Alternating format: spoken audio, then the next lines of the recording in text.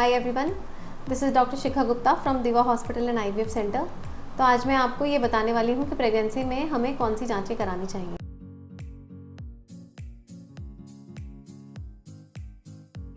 बहुत सारे लोग जब ओपीडी में दिखाने के लिए आते हैं तो उनको लगता है कि डॉक्टर अननेसेसरी जांचें लिख रहे हैं और अननेसेसरी सोनोग्राफीज़ कर रहे हैं। तो आज मैं आपको सिर्फ वो जांचें बताने वाली हूँ एक नॉर्मल हेल्दी प्रेगनेंसी में जो कराई जाती हैं। बाकी तो और जांचें बहुत सारी होती हैं जो तरह तरह के इंडिकेशंस में हमें करवानी होती हैं, बट लेकिन एक नॉर्मल हेल्दी प्रेगनेंसी में कौन कौन सी जांचें हमें करानी चाहिए जिससे कि माँ और बच्चे दोनों की सेहत का हमें अंदाज़ा लग सके और उनकी सेहत को हम सुरक्षित रख सकें। तो जो पहला तिमाहा होता है जिसको फर्स्ट ट्राइमेस्टर कहते हैं, तो उसमें जैसे ही फर्स्ट टाइम जब पेशेंट हमारे पास प्रेगनेंसी टेस्ट पॉजिटिव करके आता है तो हम सबसे पहले प्रेगनेंसी कंफर्मेशन करते हैं।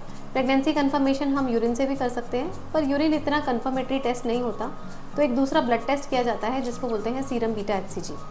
सीरम बीटा HCG मान लेते हैं कि पॉजिटिव आ गया तो इसका मतलब ये कंफर्म हो गया कि अब पेशेंट प्रेग्नेंट है। तो जैसे ही प्रेगनेंसी कंफर्म होती है तो हम पेशेंट के बेसिक टेस्ट, जिसमें कि 4 टेस्ट कॉमनली कराए जाते हैं, जिसमें पेशेंट का CBC, उसमें हमारे लिए मेनली हीमोग्लोबिन महत्वपूर्ण होता है, और पेशेंट का ब्लड ग्रुप, क्योंकि ब्लड ग्रुप अगर नेगेटिव होता है तो कुछ खास बातों का ध्यान रखना होता है, और पेशेंट का शुगर लेवल और specially thyroid value. Thyroid value बहुत इंपॉर्टेंट है क्योंकि अगर फर्स्ट ट्राइमेस्टर में हमें लगता है कि पेशेंट को थायराइड है तो थायराइड की दवाई देना बहुत ज़रूरी है, ये निश्चित करने के लिए कि उसका बच्चा हेल्दी हो और उसके बच्चे के फिज़िकल और मेंटल रिटार्डेशन मतलब ग्रोथ में कोई कमी नहीं आनी चाहिए। उसके बाद हम 7 वीक्स पर पेशेंट की सोनोग्राफी करते हैं, मतलब उसका लास्ट पीरियड जब भी आया होता है उसके ऑलमोस्ट 50 डेज़ बाद हम एक सोनोग्राफी करते हैं, जिसमें हम ये कंफर्म करते हैं कि बच्चे की धड़कन बन गई है और बच्चा सिंगल है, ट्विंस नहीं है। तो वो सोनोग्राफी से हमें ये कंफर्म होता है कि बच्चा 7 वीक्स तक ठीक से ग्रो कर रहा है, धड़कन आ गई है और बच्चा सिंगल है। उसके बाद जो नेक्स्ट स्टेज आती है टेस्ट की, वो आती है 12 वीक्स पे। 12 वीक्स पर बच्चे की जेनेटिक टेस्टिंग होती है, जिसमें जो मेनली जो टेस्ट करा जाता है वो NT स्कैन होता है, मतलब नकल ट्रांसलूसेंसी स्कैन। आजकल ये जो स्कैन है ये फीटल मेडिसिन स्पेशलिस्ट या भ्रूण विशेषज्ञ द्वारा करा जाता है, जिससे हमें NT से हमें क्या पता चलता है, NT से हमें ये पता चलता है कि मोस्ट लाइकली बच्चा जेनेटिकली नॉर्मल है। 100% नहीं किया कहा जा सकता, बट लेकिन काफ़ी हद तक ये पता चल जाता है कि बच्चा जेनेटिकली नॉर्मल है। जेनेटिक टेस्टिंग में बच्चे के NT स्कैन को सपोर्ट करने के लिए एक दूसरा टेस्ट करते हैं जो होता है डबल मार्कर, जो मदर के ब्लड से किया जाता है, और जो ब्लड के टेस्ट की रिपोर्ट आती है उसके आधार पर ये पता लगाया जा सकता है कि 90-93% बच्चे के जेनेटिक्स नॉर्मल हैं और बच्चे को जेनेटिक प्रॉब्लम होने की संभावना नहीं है। 7-8% डबल मार्कर नहीं बता सकता।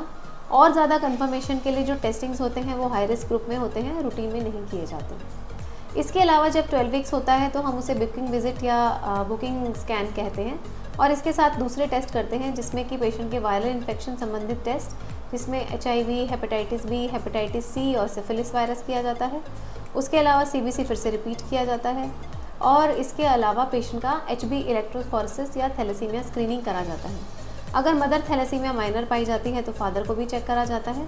दोनों अगर माइनर पाए जाते हैं तो बच्चे को मेजर के लिए चेक करा जाता है। इसके बारे में मैं अभी डिटेल में यहाँ पर नहीं बोल रही हूँ क्योंकि आप लोग कंफ्यूज हो जाएंगे। थर्ड मंथ की जब 12 वीक्स की विजिट हो जाती है उसमें सारे टेस्ट नॉर्मल आ जाते हैं। उसके बाद पेशेंट को हम जनरली मल्टीविटामिन सप्लीमेंट्स और हेल्दी फूड खाने के लिए बोलते हैं, और पेशेंट को फिर 1 मंथ के बाद फॉलोअप में बुलाते हैं। जनरली जो नेक्स्ट टेस्ट का टाइम होता है वो 19 वीक्स होता है। 19 वीक्स के टाइम पे हम लेवल 2 स्कैन कराते हैं। फॉरेन कंट्रीज़ में लेवल 2 स्कैन 22 वीक्स पे किया जाता है। अपने यहाँ पर 19 वीक्स पर इसलिए किया जाता है क्योंकि जो second trimester age of termination है वो गवर्नमेंट ने 20 वीक्स डिसाइड की हुई है। मतलब अगर बच्चा डिफेक्टिव हो, ख़राब हो, ऐसी कोई भी दिक्कत हो तो 20 हफ्ते के पहले हम बच्चे को डिसकंटिन्यू कर दें या टर्मिनेट कर दें अगर सोनोग्राफी में कोई प्रॉब्लम आती है तो। इसलिए हमारे देश में हम लेवल 2 स्कैन 19 हफ्ते पे कराते हैं। मान लीजिए ये टेस्ट भी नॉर्मल आ गया तो पेशेंट को रेगुलर फॉलोअप मंथली बुलाते रहते हैं। उसके बाद पेशेंट की टेस्टिंग जो होती है वो 24 वीक्स पे होती है। 24 वीक्स पे हम पेशेंट को जेस्टेशनल डायबिटीज़ या बच्चा पेट में होने की वजह से शुगर की दिक्कत जो हो जाती है उसके लिए हम चेकिंग करते हैं, जिसको जेस्टेशनल डायबिटीज़ कहा जाता है। और उसके अलावा वापस से हीमोग्लोबिन पेशेंट का चेक कर लेते हैं। मान लीजिए ये भी सब नॉर्मल आ गया, उसके बाद हम 30 वीक्स पर 28 to 32 वीक्स के बीच में हम पेशेंट की सोनोग्राफी फिर से रिपीट करते हैं और ये देखते हैं कि 19 हफ्ते से लेकर 30 हफ्ते के बीच में बच्चे की ग्रोथ सही से हुई है कि नहीं हुई है। ये कंफर्म होने के बाद कि बच्चे की ग्रोथ ठीक से हुई है, उसके बाद हम जो नेक्स्ट ब्लड टेस्ट हैं वो 37 वीक्स पे कराते हैं, जिसमें हम पेशेंट का हीमोग्लोबिन और उसके अलावा कुछ और टेस्ट जो डिलीवरी संबंधित होते हैं, जैसे liver function test, renal function test और प्रोथ्रोम्बिन टाइम PTINR कराया जाता है। और 37 वीक्स की सोनोग्राफी करवाई जाती है, जो कि बहुत इंपॉर्टेंट होती है। उससे हमने 37 वीक्स की सोनोग्राफी के हिसाब से ही हम डिलीवरी प्लान करते हैं। 37 वीक्स की सोनोग्राफी में क्या चीज़ें इंपॉर्टेंट होती हैं? एक तो हमें बच्चे के आसपास का पानी देखना होता है, ये देखना होता है कि बच्चा सीधा है, उल्टा है, आड़ा है, बच्चे का वज़न कितना है और क्या पॉसिबिलिटी है कि पेशेंट नॉर्मल होगा और क्या चांसेस हैं कि बच्चे का सिजेरियन करना पड़ेगा। बहुत इंपॉर्टेंट चीज़ है, लास्ट मंथ में बहुत बार बच्चे के आसपास पानी की कमी हो जाती है, तो वो भी हमें 37 वीक्स की सोनोग्राफी से ही पता चलता है। तो ये सारे टेस्ट हो गए जो हम रूटीनली प्रेगनेंसी में कराते हैं। उसके अलावा बहुत सारी चीज़ें करवाते हैं, वो कंडीशंस के हिसाब से होती हैं, तो वो अगर हम स्पेशल सिचुएशंस डिस्कस करेंगे तो उसके बारे में हम आपसे उसी सिचुएशन में जो टेस्टिंग होनी है उसके बारे में बताएंगे। Thank you.